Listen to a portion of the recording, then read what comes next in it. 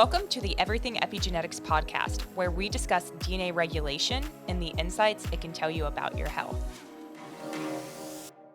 I'm Hannah Wendt, and I'm the founder of Everything Epigenetics. Today, my guest is Danni Gadd. She is in the final year of her PhD on the Wellcome Trust Translational Neuroscience program at the University of Edinburgh. Danni's work focuses on identifying markers from the blood that can predict disease onset, and she integrates blood-based markers with the medical records of thousands of individuals to do this. In her PhD, she has studied the relationship between epigenetics and protein markers. And by the end of this episode, you should be able to have the answer to several important questions, such as what is the circulating proteome? And how does she use machine learning models to create epigenetic scores? And how is this epigenetic information from the blood used to stratify risk of disease? We'll also really focus on the results from a study Danni published last year that used epigenetic patterns to develop new biomarkers for disease prediction. And now for my guest, Danni Gadd. Welcome to the Everything Epigenetics podcast, Danni. I'm super excited to have you today. Yeah, it's great to be here. Thank you for having me to talk about science. Absolutely. I want to start off just hearing a little bit about yourself. Can you tell us about your journey? How did you become interested in DNA regulation? And you're pretty unique in the fact that you're currently getting your PhD and what led to that decision? I'd love to hear a little more. Yeah, so I come from a neuroscience background. I studied neuroscience at university. And this is perhaps not the typical kind of response to this question, but I think that decision was in part shaped by, so when I was growing up, my nan had a diagnosis of a terminal brain tumor, and it was in her cerebellum. So that's like the movement control center of the brain. And I think that whole experience firsthand of witnessing her losing, the things that we take for granted that we can do when we're healthy, I think that started the ball rolling in terms of questioning like what happens when the brain goes wrong and why do we get sick, and it really led me towards neuroscience, I think. So at university I studied the kind of construction of our nervous system, and I worked actually in a lab starting out. I modeled a phenomenon called synaptic plasticity. So this is the way that neurons communicate with each other in the brain through kind of electrical impulses. So it was during that time that I became interested in genetics, and whether that was on the level of a single cell. So, all of our cells have the genetic instructions that dictate their function and what they do, but whether that was in terms of like our genetic risk profile of a given disease, I just started becoming more and more interested because it seemed like this was where the root cause of a lot of things lied. So in my master's, I studied, I learned coding and statistics because that's really in the area of computational genetics. Those are your basics that you need to have. And it was during that time that I was accepted onto the Wellcome Trust Translational Neuroscience program at the University of Edinburgh. So this was, I think, probably the best possible program for me, because during the first year, you go around and you shadow clinicians and you meet patients, individuals who are living with the diseases that you're studying. And I think that's super important to get us out of this kind of bubble that we can sometimes exist in research and actually understand what's going on at the point of care for people. So during that time was when I started working with epigenetic data, and I met Professor Riccardo Marioni, who is now my fantastic PhD supervisor. And I think it was this, as soon as I learned about this intuitive idea that our epigenetics is this interface between our lifestyles and our environment and our genetic regulation and disease risk, that was really what I decided in terms of the brain. I wanted to study kind of that interface and how that looked. Yeah, amazing backstory. You have that personal touch to it and that drive and that motivation. And then I think that's great that you are also able to get some hands-on experience as well to realize, this is actually what I want to do. I think we need more of that to make sure, we're in the right field and it's really applicable in terms of what we thought we may be doing. So that's great to hear. Now, the main conversation we're going to have today is what you're currently studying now. So I'd love for you to explain, kind of jump into that a little bit further, your PhD, what you're researching. I know your work looks at the DNA methylation signatures from blood to predict certain outcomes, such as, protein levels, lifestyle traits, and diseases. So to everyone listening, I'd like to back up. Some of you may be familiar, but Danni, could you also give us a reminder of what DNA methylation is in the terms and how you're looking at it? Yeah, of course. So to start with, I think we need to go to the genetics first off. So if you were to go inside a cell in your body, you'd go to the nucleus and you'd find a copy of your entire genome. So the genome is made up of 23 pairs of chromosomes, and they're kind of like, I think of them a bit like how we'd imagine a supercomputer, right? So they store all of the information and the genetic code that is the complete instructions to make us, essentially. And if we unwound all of those chromosomes and put them back to back, that forms our kind of DNA. And at each, you can think of it as a ladder, I think. And if we spread out this ladder of DNA, there'd be something like 3 billion different rungs on the ladder. And at each of those rungs, we've got different letters known as bases. So you can have either C, G, A, or T bases. And it's different combinations of these bases that form our genes. And when a gene gets read out, it creates a protein. So what happens in terms of the epigenetics here is that tiny chemical groups can come along and they can attach to points in the genetic kind of DNA ladder. And we call them epigenetic modifications because they're not changing the underlying genetic code, but they are changing how it's read out. So an analogy for this is you can think of it like a dimmer switch on a gene, for example, where if you've got methylation bound, it's not going to change the protein that the gene produces, but it can act like a dimmer to turn down the expression of that gene. So the epigenetic modification that I study is called DNA methylation, and that happens when a methyl group, so that's one carbon and then 3 hydrogens, it comes along and it binds to areas of the DNA rich in C and G letters. And that's what we can do with DNA methylation is look across the cells in a blood sample from an individual, and we can see whether a particular site in the genome is generally unmethylated or methylated. And we can do that simultaneously across up to, 800,000 different methylation sites at once. So this is the kind of data that we work with. Yeah, absolutely. And, epigenetics is important for a plethora of reasons, right? We're able, I like how you explain that, like that dimmer, that knob, right? Kind of controlling the levels of different things being produced. So, that was a probably the best explanation I've ever heard leading up through the central dogma. I appreciate you giving a general overview of that. And you particularly with your work, you mentioned the epigenetic modification you're looking at is going to be that DNA methylation, as you just defined. But you're going to look at those signatures of the circulating proteome. So you're looking at all of these different proteins in the incident of disease. So what is the proteome? Can you talk a little bit more about that and why you're looking at that area of interest in the body? Yeah, so the proteome essentially is a word that represents the collection of proteins that could be within a cell, a tissue, or a system within the body. And our circulating proteome refers to all of those proteins that are circulating around our body in our bloodstream. And so this is made up of proteins that can be produced in the bloodstream, but it can also be an instance where a protein is made in an organ or a tissue of the body, and it can enter into the bloodstream. So that's really, when we look at the blood proteome, that's what we're looking at, that whole collection of proteins. Gotcha. Yeah. And why would we use that as a biomarker, right? A biomarker just being, something we can look at that tells us maybe the outcome of something else. What's the importance there?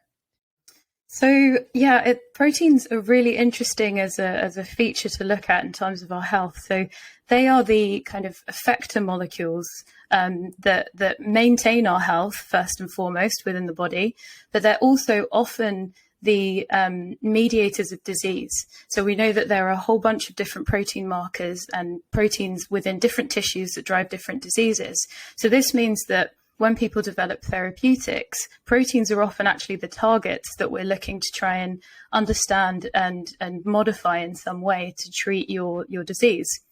So if we take a disease like dementia, for example, we know that there's a component of dementia that's down to our genetics that dictates risk. And we also know that there is a whole bunch of lifestyle and environmental factors that can impact and influence our risk on top of our genetics.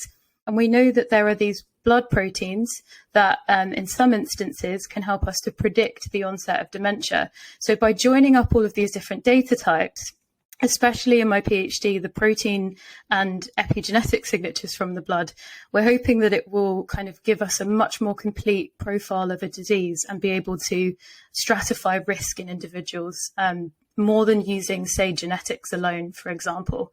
So in the blood proteome, you can actually, the current technologies that we have measure up to around 5,000 different proteins. But in the study that we're going to be talking about today, we looked at around 900 different proteins in particular, because in the machine learning approach that we took, you need to have a couple of different cohorts that have those protein data available. And that's really important for training and testing the models that we work on. Sure.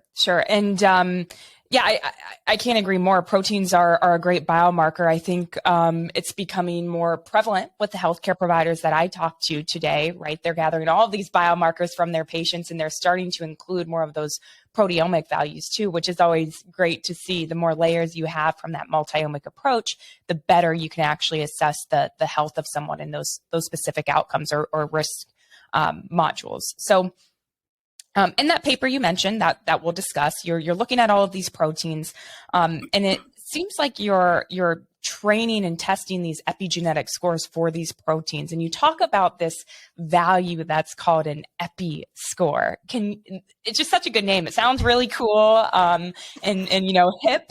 So can you explain what an epi score is? Yes, I can. So our group have been, the group that I work in, and we've been training at DNA methylation scores for loads of different outcomes.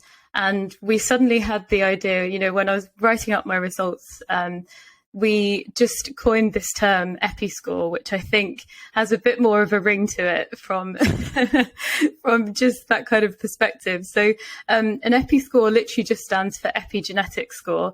And the epigenetic scores that we train, they're all reliant on hundreds of thousands of DNA methylation sites that get fed into the models. And then methylation sites that are predictive of a given outcome are selected in order to create the scores. Now, before I came along, people had been training scores for things like lifestyle traits, like smoking. And there's actually, like, in terms of DNA methylation, smoking is perhaps the strongest signature that we currently know of in terms of how it changes DNA methylation across the epigenome. So the scores that have been trained for smoking, there's actually some evidence to suggest that they can be more accurate than people self-report. So, when you come to a study and you're filling out, on the questionnaire whether you're a smoker or not, maybe that's to do with people fibbing. I don't know. But we definitely see that the smoking scores can differentiate really well whether you're a smoker or not. So what I then came along and did in my PhD is said, okay, we're going to create epigenetic scores, but we're going to have proteins as the outcome. And there was a couple of reasons for doing this. So one is this whole idea of combining the different types of omics markers from the blood, and this idea that adding proteins into the model, creating these epigenetic scores for proteins, is going to give us a layer of extra information from the protein biology over and above what we could generate with methylation alone. But there's also an interesting thought around this. So our thinking at the moment is that these protein epi scores might be more stable than some proteins, because if you think about if you came for your blood sample at the study baseline and you had a cold brewing that week and your inflammatory proteins were all over the place, because we know that they can vary when you're fighting off an infection, then that creates variability within the protein measurements. But because methylation, although it is dynamic, it's thought to represent this kind of longer term signature of exposures and your environment across your lifespan. We think that by training these methylation scores for protein levels, they might in some cases be a bit more stable and reflective of the general state of inflammation, for example, in the body. So this is what we did in the study. And I don't think anyone before had scanned that many proteins to test for epi scores. And no one had certainly, I think, modeled protein epi scores with the onset of disease. Yeah, I find that just fascinating.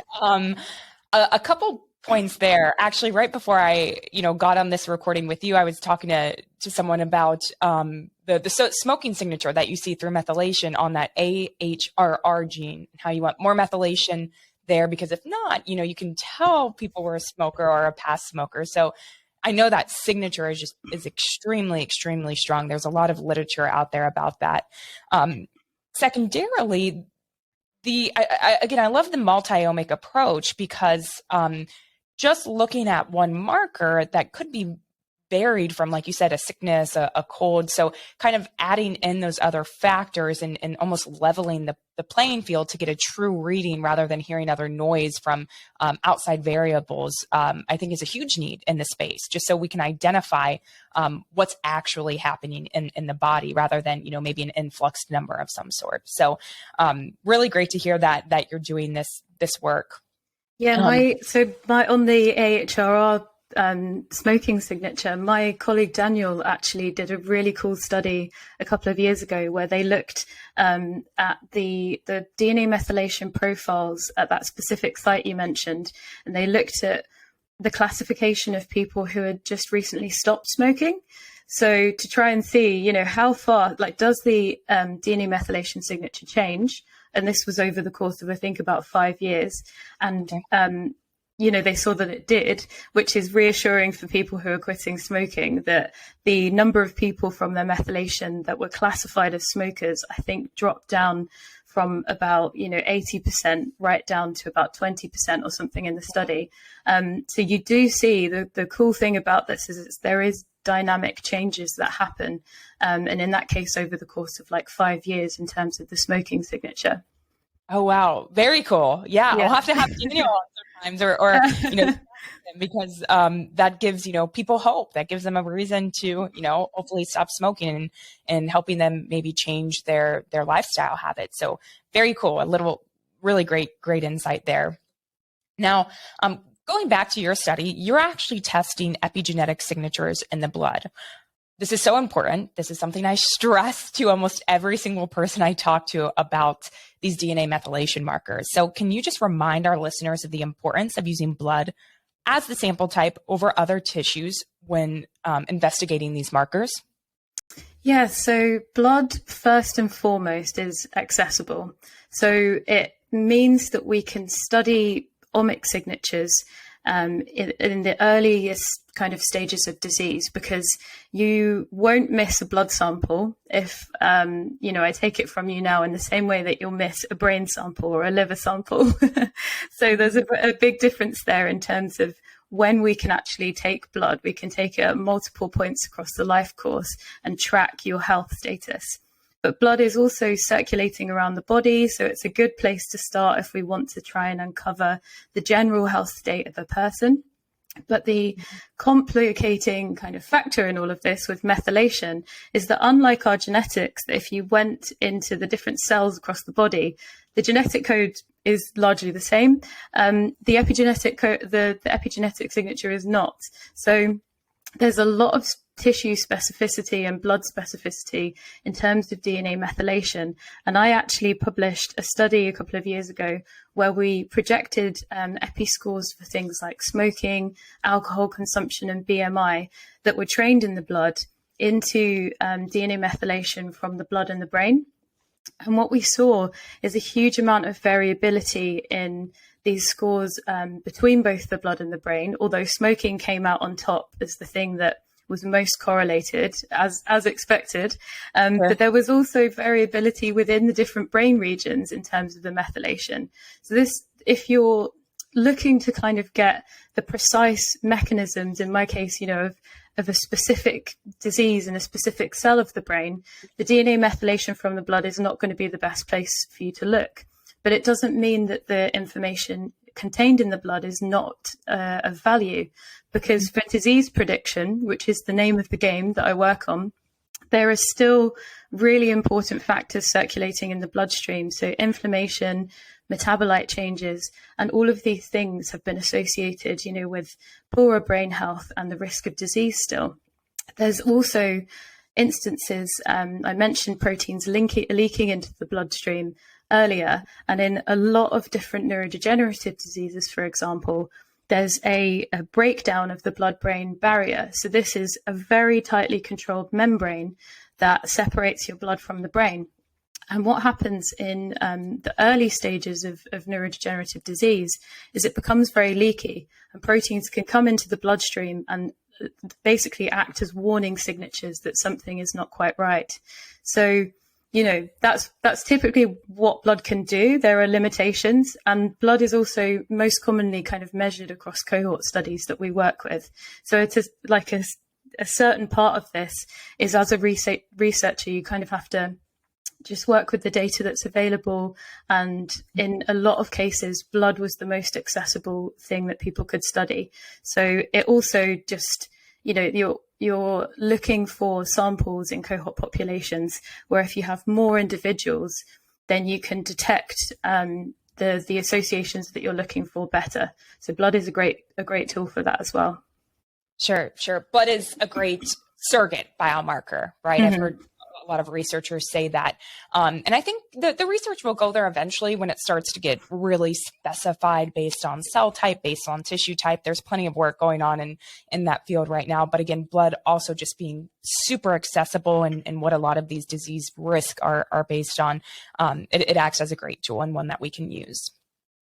So talk to me about where you got those samples, Danni, from your study. I know you used 2 different cohorts, and just while we're on this subject as well, how did you apply your machine learning methods to, create those outcomes of interest in the context of both of these cohort studies? Yeah, so so cohort studies will typically be available. They'll measure thousands of individuals who will come for a blood sample. And the 2 cohorts that we were working with in the study in question today was, firstly, we used proteins from the German Cora cohort, and we also used proteins from the Lothian Birth cohort 1936, which is a Scottish-based study. And we trained the scores using proteins, like 953 proteins in total from these 2 studies. And we had 2 independent cohorts that we then did further testing of the scores in, because we have to keep our training and testing samples separate in machine learning. It's the golden rule that you absolutely cannot mix. So the way that the model works in a nutshell is you're going to supply it with hundreds of thousands of measurements of DNA methylation across, up to, we used in the study about 1,000 people across their genomes. So what it will do is it will scan through all of those sites, and in your population, it will, for each protein, select those sites with DNA methylation that are most predictive of the protein level. And it applies this shrinkage parameter, so you get the biological relevant sites selected, but in the tightest and neatest package of, okay, these are my sites that are going to be predictive. And what that means, so each of your methylation sites gets assigned a weighting coefficient, it's called, and that allows you to then, in another population with DNA methylation, you can use those weightings to project in your score for whatever measure, so in this case, the protein level, into that new population and test it. Sure. And is that what you meant by the epi score? You're testing those epi scores? Yeah, so this whole machine learning method, that's what is used to create the epi score. So you feed in all of your methylation as the inputs, and then you have the protein level as the outputs. And that's the process that we create the epi score. Perfect. And how many, talking about this study that you published, How many episcores did you find, or what did you look at there? You know, if you saw that correlation greater than 0.1, what did that mean? Yeah, so when we, in the testing populations, so the two other cohorts that I mentioned, when we projected the protein episcores in using the DNA methylation, the reason those cohorts were selected for testing is because they had the measured proteins available. That what we did then was correlate. So all you can do actually, and what we did in the study, is you plot. So every individual is going to have a protein episcore and a protein measure in that population, and you literally plot them on the graph even, or you run a correlation and you say, how similar is an individual's protein episcore to their protein measurement?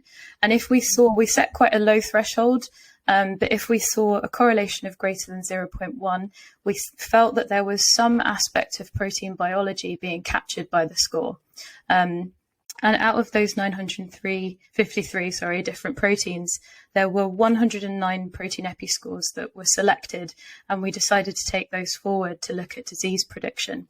And I think maybe, you know, this is an interesting point actually, that there was only these 109 as the subset, and it's possibly because some proteins just don't have a strong methylation signature.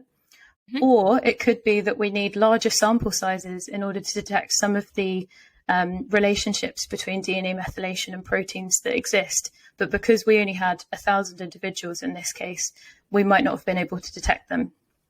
Sure. So you have, you know, about these 900 protein levels of interest you're looking at with these, you know, two different cohorts, and you're mapping those protein levels with their epi scores or those epigenetic scores.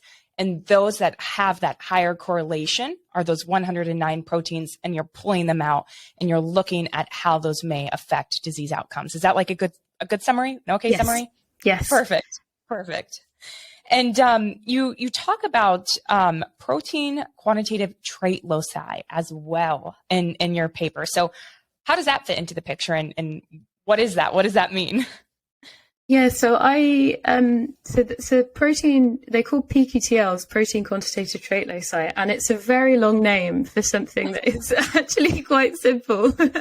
So all that really means is we can identify parts of the DNA, so changes in our genetic code, that very closely associate with the regulation of a protein level in the blood. And those had been identified in previous studies and mapped for each of the kind of proteins that we were looking at.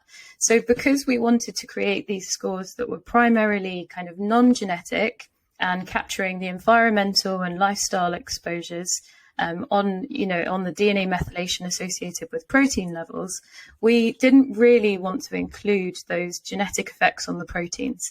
So what we did is just pre-adjust the protein levels to say, we don't want to worry about the genetic effects that we know regulate this protein. We want to capture the DNA methylation and the environmental kind of lifestyle and non-genetic signature of that protein. So that's how they came into the picture.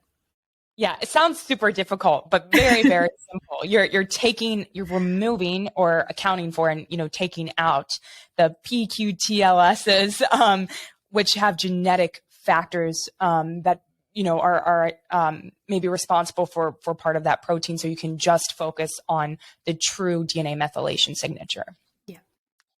And, you know, how can these epi scores that you created for protein levels be a valuable resource for, you know, disease prediction and different, you know, risk stratification? I know you integrated these epi scores through a ton of medical records and thousands of individuals, and you have all of these different connections. So how do you, you know, take what we've learned from your study and make that applicable? Yeah, so the disease prediction part, so we spoke about the training and testing just now in 4 different cohort populations.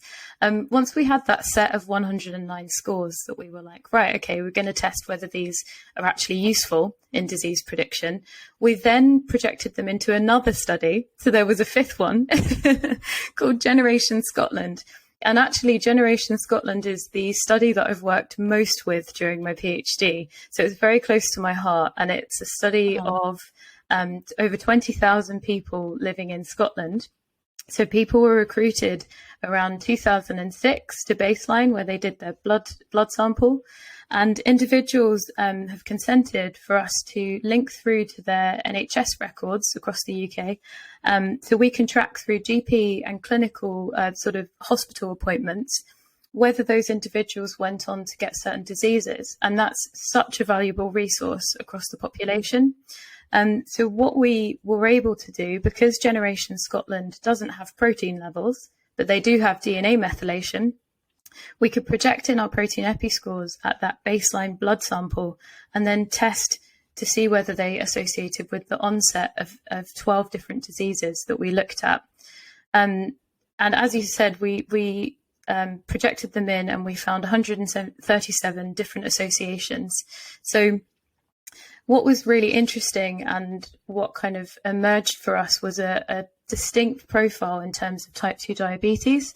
So not only were the associations for type 2 diabetes the strongest in terms of the statistical kind of significance, but also the EpiScore signature of type 2 diabetes actually replicated previous protein studies looking at protein to diabetes onset. And about 2/3 of our EpiScore associations with type 2 diabetes replicated those previous biomarker associations. So what it really told us was that the protein EpiScores, although they don't correlate in the test set 100% with the protein, they're actually capturing a disease-relevant signal that is the same as what was carried through the protein in terms of disease prediction. And if you think about, like, these protein EpiScores are just based on a collection of methylation sites, that's actually really cool that you can do that and you can replicate a protein biomarker association for type 2 diabetes. Yeah, very, I would say, prevalent disease, right? Yeah. In today's day and age. So super fascinating. And, you know, everyone listening probably, you know, I could almost guarantee maybe know someone with type 2 diabetes, right? So super applicable. And furthermore, you know, it's amazing what your study revealed or just about 137 connections between those epi scores for proteins and future diagnosis of common adverse health outcomes. So you touched on that type 2 diabetes score, but also things like stroke, depression, Alzheimer's, dementia, different cancers, some inflammatory conditions such as rheumatoid arthritis and inflammatory bowel disease. So, you know, we talk about inflammation in particular being an important factor, I should say, in the blood. So did you see this coming through in the results? Can you talk about what you found more in that inflammation realm? Yeah, so this potentially wasn't a surprise to us because we know from previous studies that there is tight sort of interrelatedness between inflammation and inflammatory proteins and the epigenome. We just know that it exists and it's very prevalent. So out of the 953 proteins that we tested, first off, the 109 that were selected as protein epi scores, the proteins that we were training on had a very, very enriched profile of inflammation as it was to begin with. But we also saw really strong associations for those inflammatory protein epi scores in the study too. So there's one epi score that springs to mind. I wouldn't necessarily say it's my favorite. There's always a thing in I think with biologists where you always have a favorite protein or a favorite DNA methylation site on the go. Yeah. Maybe this is my favorite protein epi score. I don't know. But complement 5, the protein epi score for complement 5 was actually associated in our study with the onset of 5 different diseases over the follow-up period of 14 years that we looked at. So I think it was type 2 diabetes, stroke, rheumatoid arthritis, heart disease, and chronic obstructive pulmonary disease. So those are 5 major diseases that affect different areas of the body, but our signature of methylation associated with complement 5 was kind of predictive of all of them. So from a perspective of disease prevention, if you can identify these early signatures of inflammation that are upstream of people going on to develop, you know, all sorts of different diseases, that might be the place where you need to start targeting in order to kind of prevent the chronic inflammation triggering maybe the onset of different disease like pathologies in the body. So this was a really interesting thing that emerged. And obviously inflammation isn't totally bad. Like, we need inflammation to keep us alive. But if we have too much chronic inflammation, then it's definitely one of these warning signatures. Sure. Taking more of a preventative look so we can mitigate the onset of those diseases, thus, extending our health span, having those healthy years, more hopefully often than not as we become older chronologically. So I have a couple follow-up questions to your response. Number one, can you just define complement 5? What does it do for us in the body? Oh yeah, sorry, I didn't mention that. I just talked about how it was my favorite protein epi score. And then, that's my second question. Is that your favorite? Now we need to know. So complement 5 is part of the innate immune system. So it generally circulates around in the blood and acts as a response to any kind of foreign invaders or things that your body needs to fight off, basically. And that's very much where it sits. So it definitely has a role in inflammation. And in previous studies, actually, elevated levels of this particular protein in the blood have been associated with a whole range of adverse health outcomes if there's persistent levels of inflammation going on. Yeah. And maybe it is my favorite protein epi score. Yeah. I just had, no, very, very cool. And maybe something our listeners are a little bit more familiar with. How are these scores, these epi scores you're actually creating, compare with polygenic risk scores? And I'll back up even further there. For those who aren't familiar with polygenic risk scores, could you define that as well? Yeah, so a polygenic risk score is a predictive score, kind of like what we've been talking about with the epi scores, but instead of DNA methylation sites, it relies on changes in the actual genetic code itself across different individuals, and it sums those up. So lots of different variations in your genetic code in order to calculate a single genetic risk score for, say, diabetes or dementia or whatever it is. So it very much works in the same way that these methylation risk scores work, in that we have a collection of DNA methylation sites, or we have a collection of changes across your genome. But what these scores capture, so if you had a polygenic risk score for, say, type 2 diabetes and a methylation risk score for type 2 diabetes, they capture different components of your disease risk. So one is going to be predominantly the genetic, and then the other one is going to be predominantly non-genetic.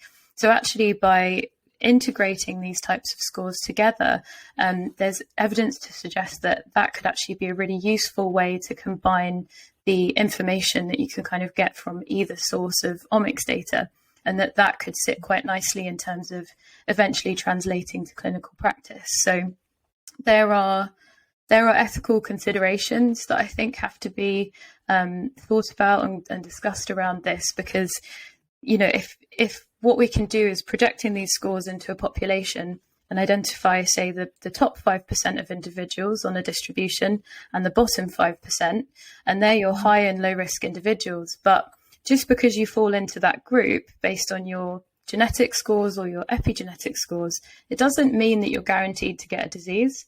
So if you tell someone this information of, oh, you're in the high risk group, there's a lot of stress and anxiety that can come from that. I know I definitely would worry about it. So yeah, me as well.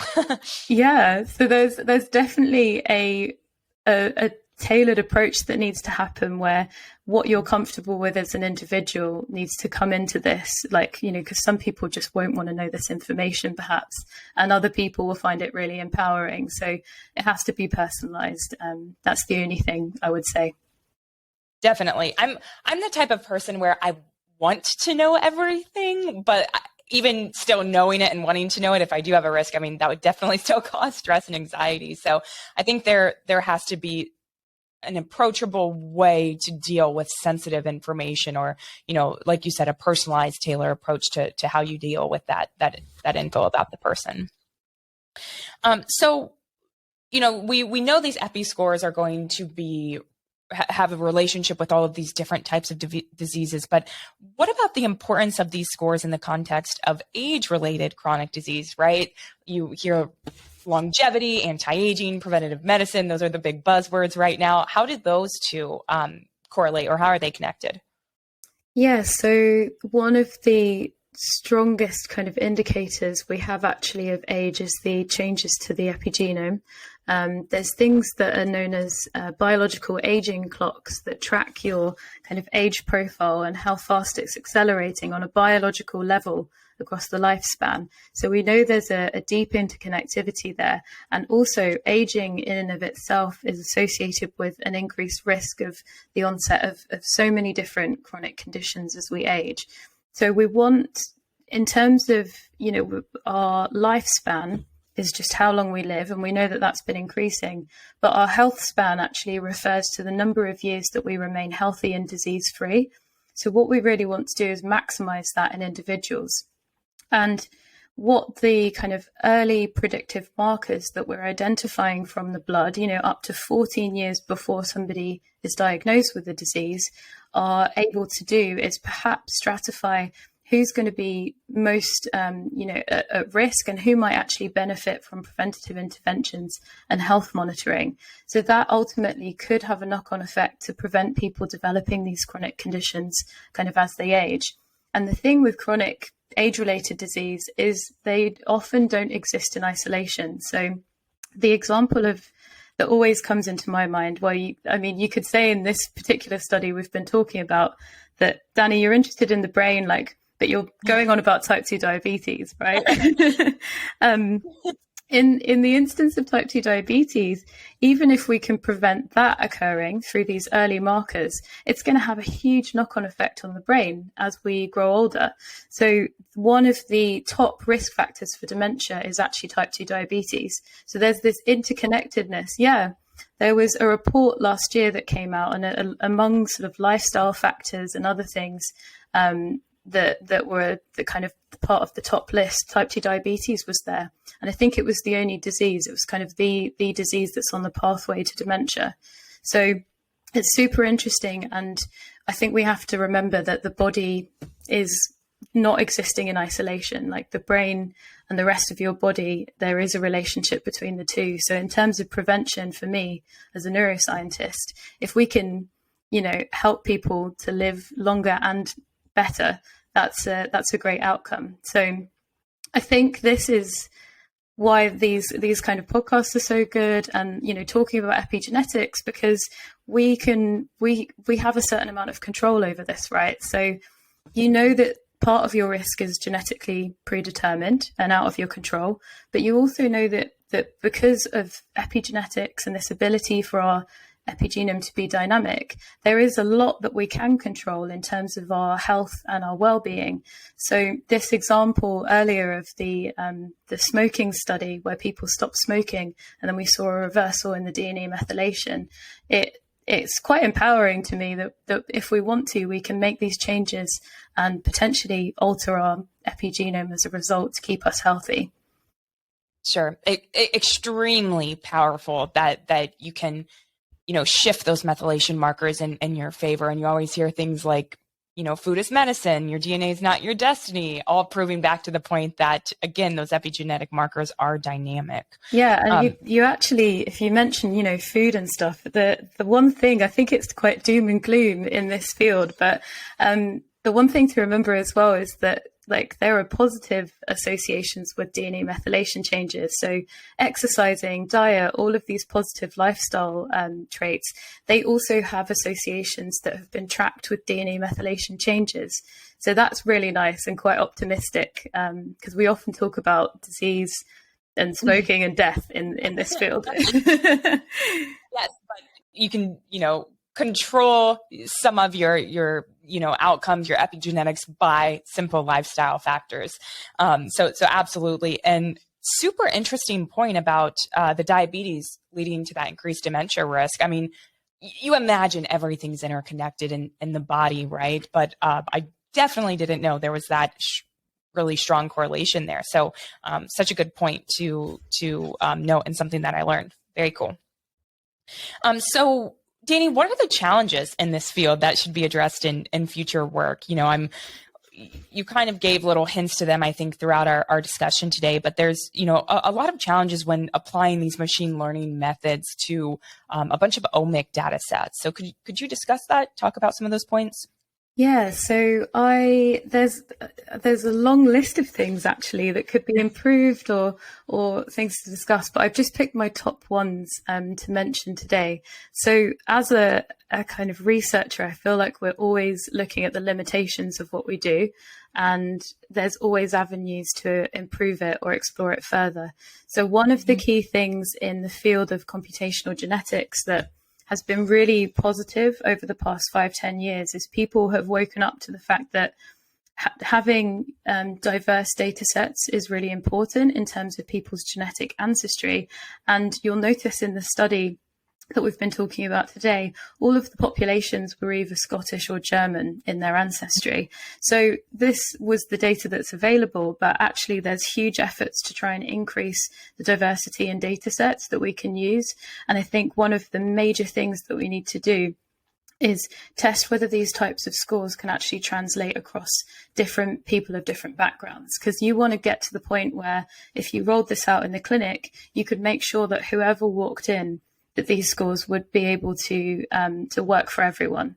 So that's a major area, I think. And there are studies in more the genetic risk score field type area where they've shown that scores trained on European ancestries, although they translate to some extent to non-European ancestries, they actually, the performance is not as good. So that's definitely an area. There's also, I think, challenges around capturing the complexity of human experience across the life course. So in the study that we talked about today, we went from individual protein epi scores to individual diseases, whereas actually, there's things like multi-morbidity, which is the presence of lots of different diseases within one individual. And there's things like polypharmacy, where you might be taking a whole bunch of different medications. And in the study today that we've talked about, the statistical models did not adjust for that and did not correct for that. So modeling that and trying to embrace the complexity within our statistics is, I think, another major area for sure. So there's, in terms of the machine learning itself as well, the very final thing I'll say is that we have to come up with ways of dealing with such a large amount of data. I think data has kind of exploded, and we have all these measurements across the epigenome now, hundreds of thousands of sites. And what it means is that this is computationally really intensive to work with. So there are more advanced models like neural networks and random forests that if you shoved in all of these hundreds of thousands of points of methylation, it simply couldn't run. Like, you would just break the model. So there's not good. Not good. But there's feature reduction is an area where people are trying to condense down the information and come up with ways that we can model it slightly cleverer and not have to use, hundreds of thousands of different sites. Maybe we can just select down a few and condense the information. So yeah, all very valid points. Yeah. Definitely have no expertise in the machine learning area, but I know that everything you noted there is something that our bioinformaticists here at True Diagnostic, talk about all the time. And their computers are constantly running, and they're loud and trying to put all of this data to work and really make sense of it. So definitely understand the limitations there, and it'll be exciting to see what people come up with to actually account for those limitations. Something I've always wondered about, and I know you'll help me out with here. How can people get involved in these large cohort studies? You mentioned we need these to be more diverse and have people of different ages and backgrounds. So how can people become involved?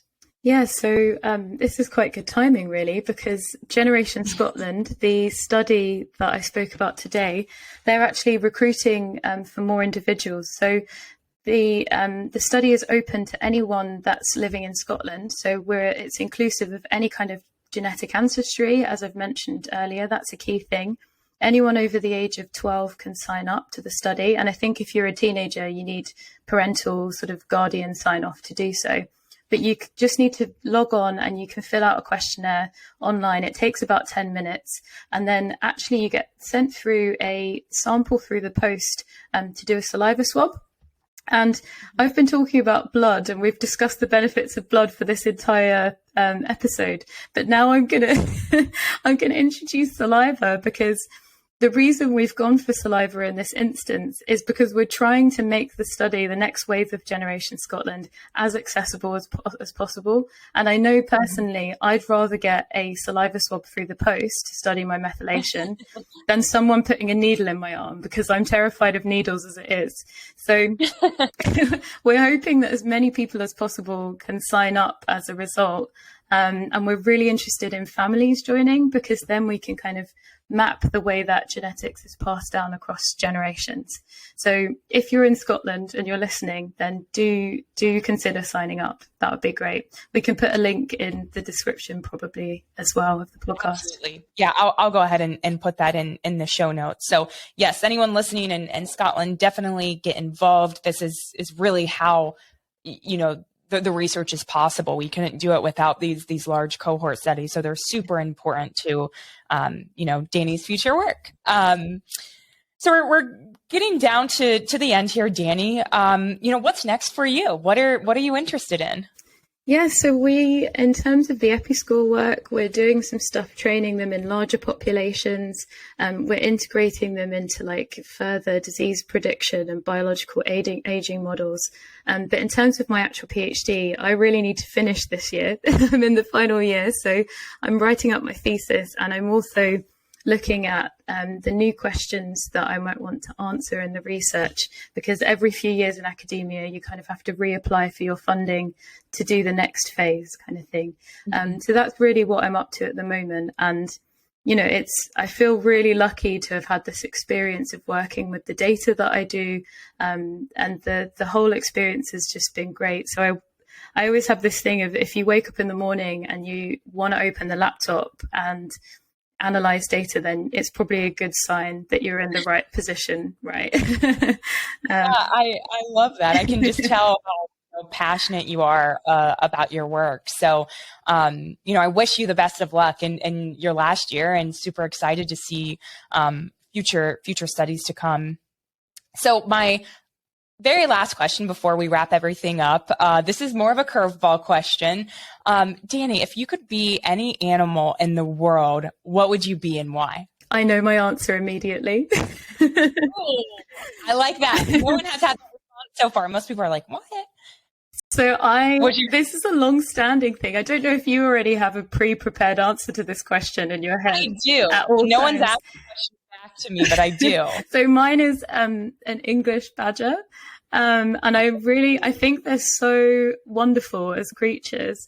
They are really gentle. They live in the forest, and they really like peanut butter, apparently, for some reason, which is kind of cool. But yeah, I just think they're one of the coolest animals, in that they come out at night, and they're kind of gentle unless you provoke them, and then apparently they can get quite violent. But I'm going to Google an English badger after we wrap up here. I love that you, knew your answer, super confident. That's awesome. They're very cute. If you Google English badger cute, it'll probably come up with some nice pictures. Awesome. Well, Danni, we've come to the end of this amazing podcast interview. I can't thank you enough for your time and giving us, some insider information about your work. For the listeners who want to connect with you, where can they find you? And I'll put all of this in the show notes as well. Yeah, so I'm on Twitter at Danni Gadd, and we'll also put a link to my University of Edinburgh page and a couple of YouTube videos where I've recorded some explanations of the study that we've been talking about today, and also some other studies that I've published as well. So we'll stick all the links in the description, and feel free to get in touch, because we're always looking for collaborations and to talk to people with lots of diverse experiences and get as many inputs as possible. Yeah. Well, very cool.